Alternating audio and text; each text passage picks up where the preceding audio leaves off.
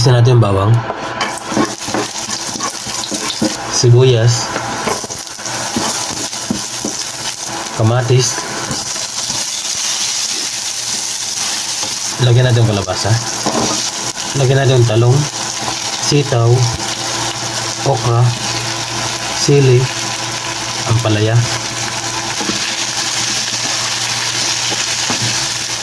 lagyan natin yung tubig, paminta, asin. Takpan natin mga karago. Lagyan natin yung upo.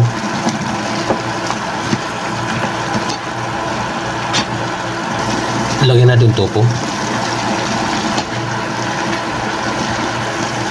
Ayan mga karago, luto na ang ating pinakbit at topo.